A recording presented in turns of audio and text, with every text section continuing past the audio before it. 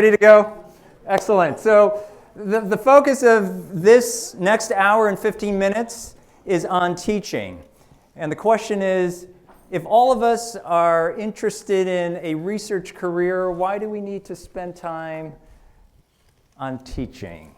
Anybody have an answer to that? Because we have to teach. That's right. Most of us have to teach if we're going to be working for a university or an institution of higher ed. That's how we're going to be getting paid and paying our own bills, is to stand in front of others. And then for some of us, depending on our career path, we may do more of that, maybe doing that for extra pay in executive education or consulting situations.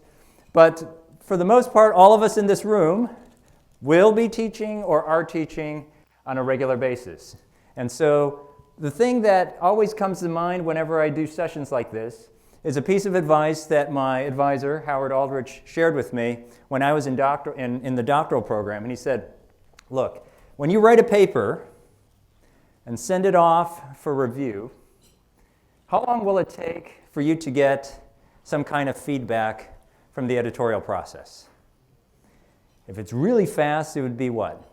6 weeks or 2 months? More likely several months.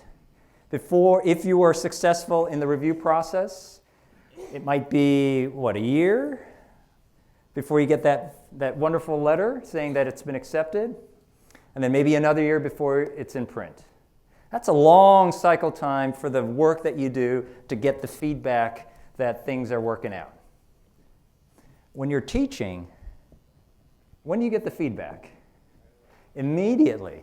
Whenever you're in front of an audience, people are looking at you, and they're processing what you are sharing and whatever exercise you're leading or whatever ideas you're sharing, and you're getting immediate feedback. And so once you're done with your session, you're going to go back to your office in front of the computer, and you're going to sit down, and you're going to ask yourself, how did that session go? You might get emails, feedback from your students asking questions, or maybe they're giving you certain kinds of feedback, maybe positive or less positive. And so when you're teaching, the feedback is much more immediate, and therefore you're going to be thinking about it much more frequently. So this session is designed to help all of us become better at teaching, and this is going to be a session where we're going to learn from our facilitators as well as learn from each other. To help us kind of set the stage for the kind of the output of what we're going to do, I wanted to ask you a few framing questions. This will also help our facilitators get a sense of where you are and the kinds of questions that you're going through, and then help us calibrate the exercises we're going to lead. So the first question I have for you is, what are some things that you like about teaching? What are some things that you like about teaching? And so just raise your hand and we'll just popcorn response and hear what you all have to say. Go ahead. Visible impact. All right? Helping the kids to have a practical, real-world understanding of some of these kind of ivory tower concepts that are... So translating abstract into the practical everyday. Yes? Interacting with the students, they raise questions, just give you new perspectives. All right, so interaction, new perspectives from our students. Quite honestly, like in contrast to the research, it's not just about the timing of the feedback, but like as a professor, you feel smart. As an author in the review process, sometimes you feel like a little. That's very good. That's well put. Right. We'll leave it at that. I won't say anything else. Good, thank you. Yes? I would say just challenging students' conventional wisdom, making them think about things in the world in a different way. Yeah, especially. You have the ability to stand in front of an audience and influence the way they think, and that's quite a privilege that many of us have. Go ahead. Trying out different teaching methods, just being creative about sharing knowledge. Absolutely, yeah. And I like that one especially because when you're going through the writing or the research process, there's almost a formula that you need to follow. And for me, as a junior faculty, I look to the classroom as my creative outlet, that I can play around. It was my own sandbox that I can design different kinds of exercises and see if they worked or not.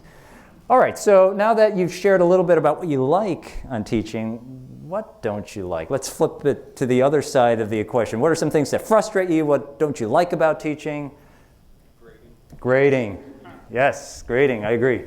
Unenthusiastic students. Students who don't respond as well as you want them to. What else?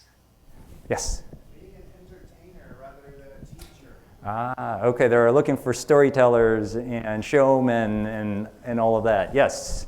What else frustrates you? What gets you bogged down in your teaching? Yes, please. All those evaluations at the end of the semester that always don't go the right way, and your chairperson comes to you and wants to have a talk. Yes? Worthless textbooks. The textbooks, yes. Time away from research. Time away from research, yeah. The repetitive nature of it every semester is similar. Okay, yeah. And so I'm sure if we continue this Q&A, we'll be going through more of the highs and lows of teaching, but the reality is the teaching won't go away. And our challenge as junior faculty and PhD students is to figure out how we're going to make the most of the time that we have preparing and delivering and reflecting on how we taught so that it makes us a successful academic and successful in our research, successful as a citizen of our departments, and a successful and productive and contributor to the overall academy. So what I'm going to do now is give my colleagues on our session here a chance to introduce themselves and say a few words about the topic that they're going to kind of facilitate in small groups with you. And then after that, I'll explain exactly how we're going to set up the hour that we have remaining, and then move into the actual exercises. So, Richard, would you like to start? And you can use the microphone here. Sure. Yeah. Good afternoon. My name is Richard Wang. I'm a colleague of Phil at Babson College. In my little corner, wherever I'm assigned, I would like to facilitate a discussion among all of us on how we can improve on our case teaching methods. You know that in strategy and entrepreneurship classes, case teaching is a very prevalent pedagogical approach. It has its benefits, but also has its challenges. So let's gather together and see what challenges we have and see if we can come up with some solutions to improve our case teaching effectiveness. All right, thank you, Richard. And Richard also just has a recently accepted AMLE publication that goes into a little bit more detail about what he's going to share. Nice. Yes. Thank you. Yeah. Hi everybody, my name is Brattström. I work at Lund University in Sweden. In my sessions we will be very practical. We will talk about how to use the board instead of PowerPoint and to really take that seriously in the classroom. Okay, thank you, Anna.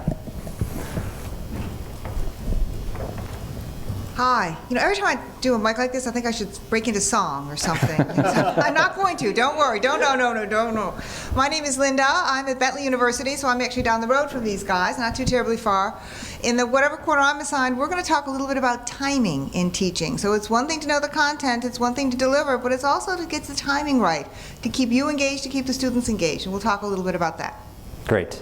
All right, so, and I'm going to take the fourth kind of small group, and my focus is going to be on how to integrate our teaching with our research so that we don't feel like we're living schizophrenic lives, but trying to bring those two parts of our academic responsibilities a little bit closer and make them more synergistic.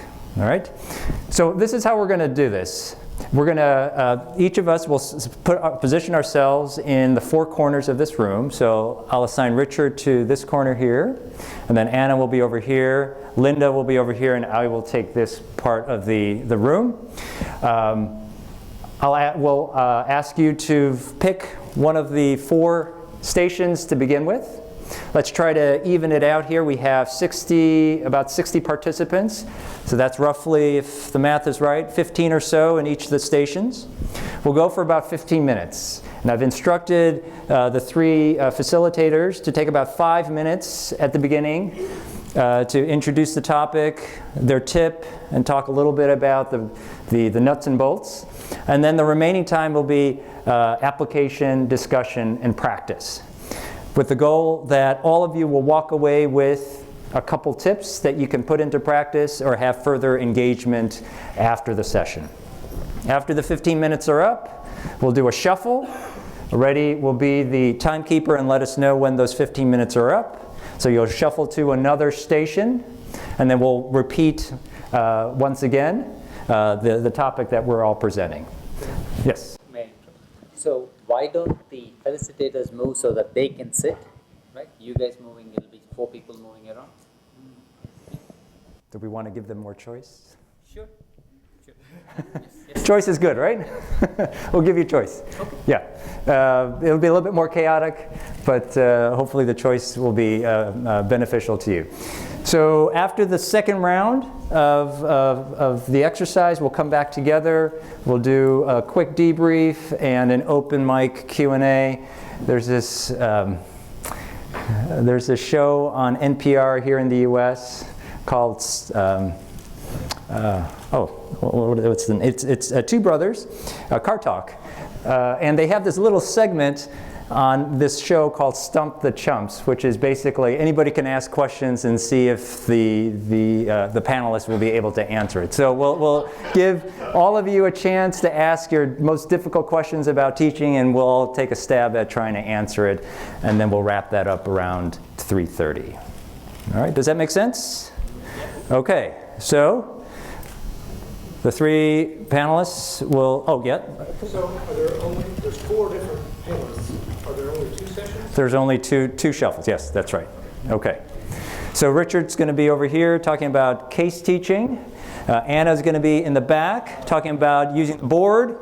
Lynn over here about time management. And then I'm going to be over here talking about research and teaching synergies. So we're only going to 2 of them. You're going to be only going to 2 at the max.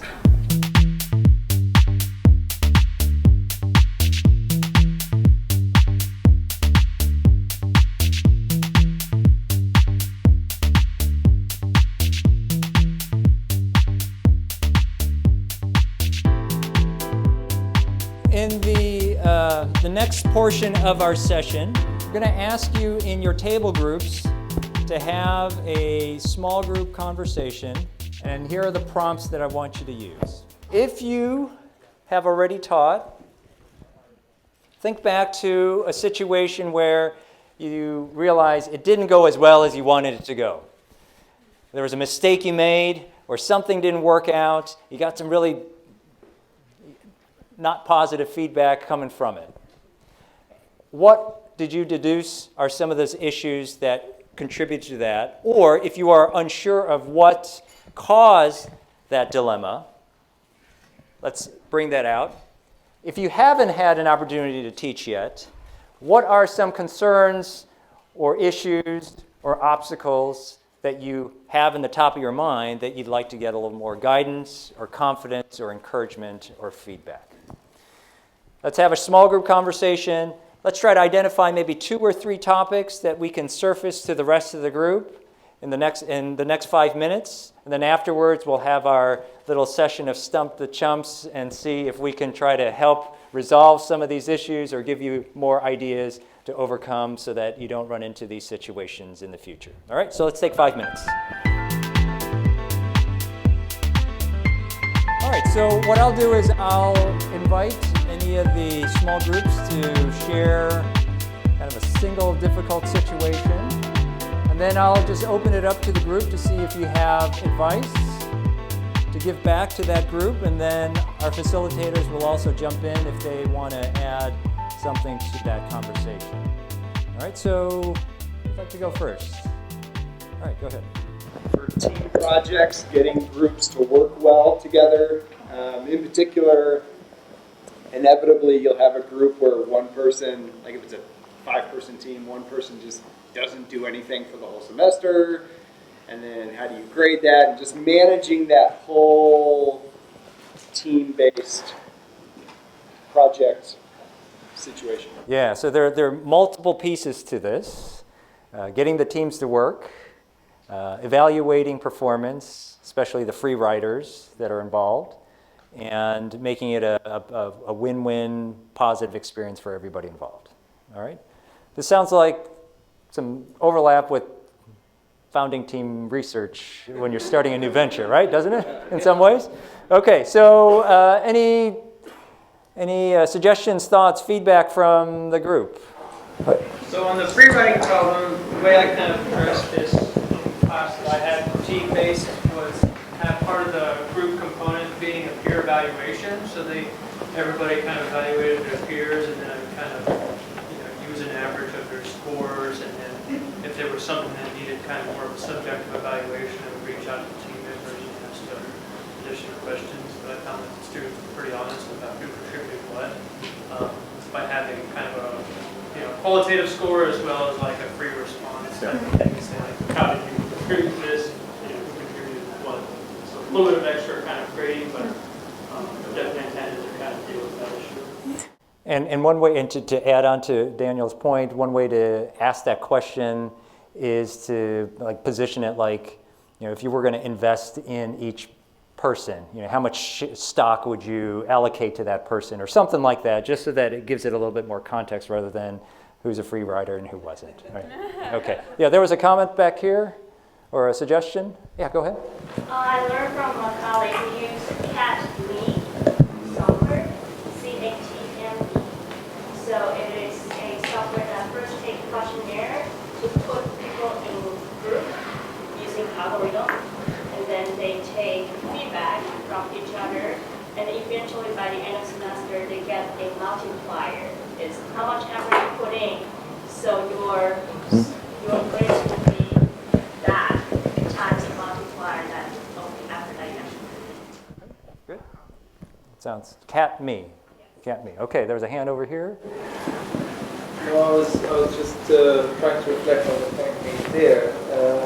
This could work in a classroom setting where you kind of ask people to evaluate each other.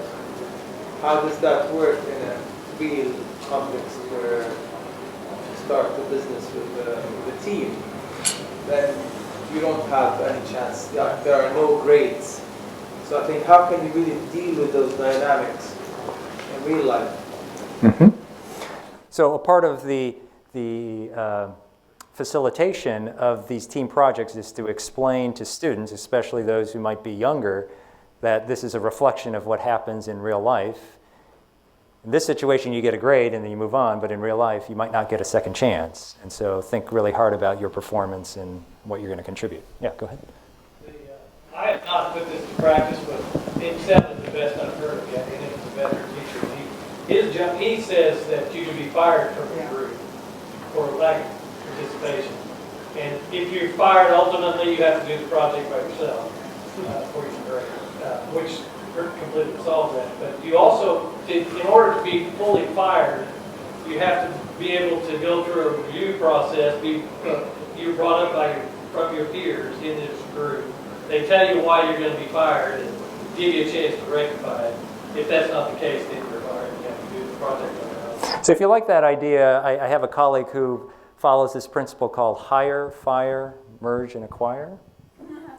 And so fire we just talked about, but you also have the ability to hire other teammates, and then you have some situations where you might want to merge or acquire different, right? So you can play around with that concept and figure out what the boundary conditions and the rules that you want to follow. Yeah, go ahead.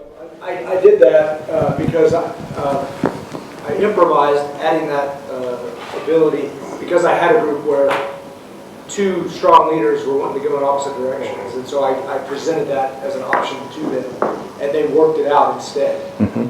So given the option to lose their teammate, they decided to work it out. Okay. I can tell you that I've been teaching for, I started as a child, so it's been a long time. I have done the fire thing before. I've had a couple of people be fired. It's usually someone who's grossly underperforming when that happens. And it's often they don't complete it in the semester. I mean, you just have to be aware that there's other dynamics that are going to go on if you do that. We also do the evaluation, like you said, always do the evaluation, like you said. I know where I teach, there's that unwritten norm, at least at the undergraduate level, that says you don't throw your teammate under the bus no matter how badly they've performed. So sometimes it's got to be a pretty someone really had to be a free rider before they get thrown under the bus. So sometimes, and it's a problem. So I would say be really careful with the percentage of grades that you give in group work, and make sure you've got real strong individual components, if you can, to your grades. Along with that, I also tell them that I have the right to change any group grade for one individual. So if I notice something is off with one certain individual, the rest of the group will get A grade, and that I have the right to give any individual their own grade on any group. That's a good point. I actually tell the group that I won't change group grades. I actually raise the lower final grades based on the group, but based on those forms. And every semester I raise the lower final grades, which is the same thing as a group because but it sounds really scary when you say final grades. And I have to be honest, and I actually always write myself notes on whatever Excel or whatever I'm using so I can remember why I raised and lowered someone grades. If I'm going to get called on this, I want to make sure I know what I did and why I did it. So I'm a big fan of documenting what I do as well. I do. I think these are all excellent tips. Sometimes I give them 10 points to distribute in the group. So this assignment is worth 10 points, and you can have 5 of them, you can have 2 of them, and I'll just take the rest if you're more ambitious than I am. No. But I think the. But I think it's also, I mean, knowing this, it's important to keep in mind the social dynamics of a group. It's not, sometimes 3 people can turn on one person, not necessarily because the person is underperforming, but just because that's the dynamics of a group. So you ought to be sometimes a bit careful with these evaluations and review boards, because it can put a lot of social pressures on popular and less popular students, or students who are just different and therefore have a harder time getting accepted. Take one more and then we'll move to the next I one. like to discover early. I hate to see that happening in the last 2 weeks of the class. I find out there's a team dynamic problem. So over a 14-week semester course, I usually during class discussion, I do a little bit group work with your assigned teams. If they are engaged with each other, talking healthily among each other, then I know that this team is working well. But if I see this team is like 1 person out here and 4 person out here, or 2 plus 2, I sense that might be some problem early onward. So before they get into the real work of doing the project, I might go over to him and say, hey, how are things going? Usually they don't say it in front of me, but usually very shortly after I get an email. Then I discover early. Then I know that this team needs a little bit more coaching. And hopefully if I intervene at the appropriate level and appropriate time, it might save me some time afterwards towards the end of the semester. All right, so let's take another difficult topic that we can crowdsource some ideas. How about in the back? Yeah, go ahead. Yeah, I just follow up with that thing. So I'm teaching this online courses on entrepreneurship, and all the things you guys are talking about, just I can't handle that because I can't meet the student at all. So I was wondering if anyone has this experience that how I can create this dynamic, find out those problems early on since I can't meet students.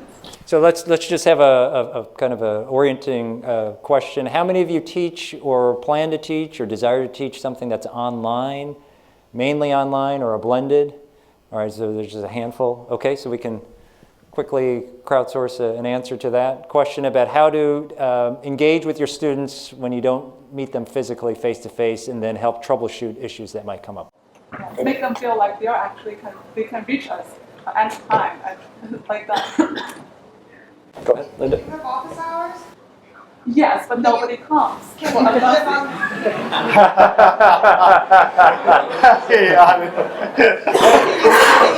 I got the review at the end, you know. Can you do them on Zoom so that they can see you? What? Can you do them on Zoom? Can you do them? Yes, we did that. Okay, on average, three students turned up. 100-some students in total. 3 students on average turned up. Every week we have this Q&A session. So that's what we call it, because we don't want to go through PowerPoints. Like entrepreneurship, you can't teach principles, right? They find it enough by just online program. So we just want to have Q&A, make sure that if they have any questions, just come ask online, but only 3 every week. So we really don't know the problem, and then we send out the survey at the end, and we ask, why don't you guys show up? Not in such direct way, but they say that, okay, we have other things to do, exactly like what we think about case studies, and they don't have the time to discuss the thing that is not going to count in their exam. They don't have, if they have questions, they will discuss among their peers. They don't want to ask me. Yep.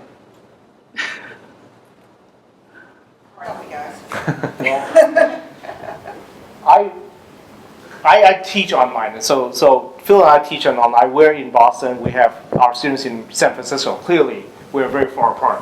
One is the East Coast, one is the West Coast. But the fortunate thing is that because we teach online, they are in cohorts. And Phil teaches core 1, I teach core 3. So before I start, I say, Phil, tell me about the group dynamics, which group they have something. So I start paying attention to them early onwards. And between course, we do a handoff. Say, we have 6 teams here this time. This team seems to have a little bit of problem. Then we actually have a team doctor. One of our OB colleagues is actually a good organization, team leadership kind of facilitator. He or she will interfere. Just like, tell us a little bit about this team. What's going on? Is it just a one semester thing that this colleague, this person has something difficult at work or at home? Is it a one-off thing, or is there a more prevalent problem? So we try to keep on monitoring all the time and intervene early rather than exploding on our face, the last week of semester. Yeah, some of those issues that you raise are unique to the online environment, and I guess I would just suggest if you have the opportunity to influence how the program is designed, it might be a kind of a higher level issue that you yourself can't completely manage on your own. That there's some things that need to be addressed at a much higher level about who you bring into the program, the expectations and norms of how they're going to engage, how they're going to respond to faculty and work with you. All right, so let's take one more topic. Michael, you want to be the book? Yeah, sure. So this is about assessment, but more broad than how to assess individual contributions. It's maybe just contributions generally, right? So as we're teaching entrepreneurship courses, we have choices about whether we're evaluating outcomes or processes, and we also have choices about how high to put the bar, right? So the perception, I think, at some schools is that an entrepreneurship or a business plan writing class is easy. As long as you do everything you're supposed to do, you'll get an A. But quite honestly, if we're really evaluating the outcomes of some of these idea generation processes, everybody should be getting C's. And so, each of us have our own institutional contexts and norms about undergraduate grades, but I wonder if any of you have tips for, where do you draw the line and on which kinds of assessments? Like in my own course, some things I grade pretty harshly, some things just you get credit for turning it in, and I'd like to say that there's some rhyme or reason for what I do on which assignments, but I'm not quite sure there is. And so I'd be interested to get some feedback about how you go about that assessment process in designing your course and then in the grading process. Because I think part of the reason grading sucks is that it's tedious, but the other part is too that you're having to make these decisions about where to draw the line and how to assess and what your criteria are as you go, or you're having to justify sort of these gut feeling responses about what grade is deserved, and that's not a fun process always. So from the group, any insights, tips, things that you do at your own schools that have worked, or advice that you've received from other colleagues? So I've been advised to actually create a rubric that lays out, this is what I expect if you're doing excellent work, okay work, not good work. And it's a lot of work to create it up front, but it gives you that defensibility and fewer challenges, et cetera, et cetera. And after looking at the example rubrics that I was given for the strategy course, but this actually would help me feel better about the grading process because I don't feel like I'm just making gut, decisions all the time. So I'm going to test it out. But I've been told by other folks in our department who use the rubrics that it really helps a lot after you invest in the time to create them. Great. Yeah, in the back. I also teach business class, so what I do is based on philosophy of instinct blanks. No business plan survive the first encounter with its customer.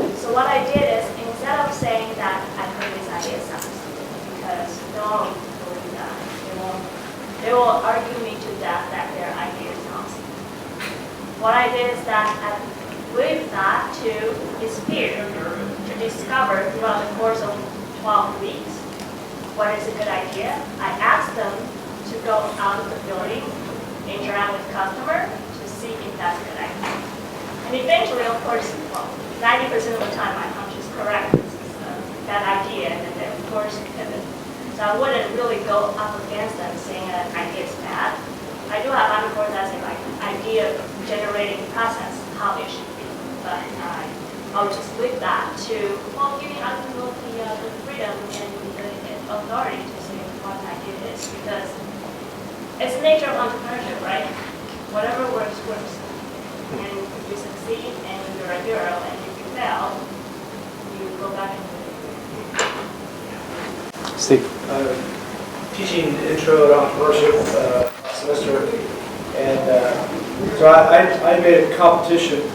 So they had an individual project where they developed their own business idea, wrote an executive summary around it, did a less than 4-minute pitch. And I basically said, best pitch, best business idea, best executive summary is an A in the course, regardless of whatever else they read in the course. And I had two of the students who won that competition. One was a C student and one was a D student. The D student was a fashion design student and just knocked it out of the park. And from my perspective, I mean, I was like, that outcome satisfies me. Because if he can go into a group of investors and give a pitch like that, works for me. So I teach strategy, so it's a little different than entrepreneurship. I have to tell you, I don't know how you grade without a rubric. To be very honest with you, it's not like is it optional. It's like I don't know how to do it without one. And you're right, it takes a bunch of time up front, but that time is saved at the back end because I now have got my brain around what I'm looking at and what for. Because often I'm grading cases, so I have to do that. It's not an optional thing. There was something else I was going to say. What was it? You guys go and let me think what it was, because I wanted to directly come back to you. Yeah, I couldn't agree more. To have a template of what you're expecting is absolutely necessary. And then, at least in our institution, it's not a bell curve that we adhere to slavishly, but there is somewhat an idea of a bell curve distribution in the group. And at our place, the norm is to get a C. And then, so usually there are only a few students who are actually A students, and then you have a couple of Bs, and then mostly Cs. I find Michael's problem also my problem as well. Especially in the sense of having an entrepreneurship class, having them to do a group project like that. They pick the company or they pick the project and they have to deliver it. Some teams pick a very easy project and they execute very well. Some teams pick a very hard project, it's hard to execute well. So in my mind, being a strategist, I see a 2x2 matrix here. Right? Easy project, poorly done. Easy project, well done. Tough project, poorly done. Tough project, really well done. Over the semester, I just talked to them. You guys picked a very tough project. It's hard that you see the other team pick the project and went very far, but I'm going to grade you based on if you did these and these and these. Set the expectation out there. But in my mind, at the beginning of the semester, I know that all teams will fall into one of those quadrants. And I know where they are, and I work with them individually with the team to calibrate the expectation of the scores. Do you tell the teams on the easy projects that you have higher expectations for them because they chose something easy? No, when they get cocky. No, when they can see how we did all these things like that. Come on, guys, look at your project, look at their project. No, just to calibrate the expectation. But there's always 14 weeks not enough to deliver an entrepreneurship project. You can always push them to go harder and find the harder place. Oh, you asked about where to set the bar. Yeah. I think you set the bar high. I tend to think that if you set the bar at it can't be like so high it's not attainable, but if you set it at a high challenging level, people kind of come up to you. Mm-hmm. If you set it down here, they'll go to where they have to work. So I don't think it's a problem to set it up high. And you talked, the woman in the back talked about feedback. There's a little design thinking tip that I had learned, and that works really well with my husband as well as 35 years of marriage, I promise you. I wonder.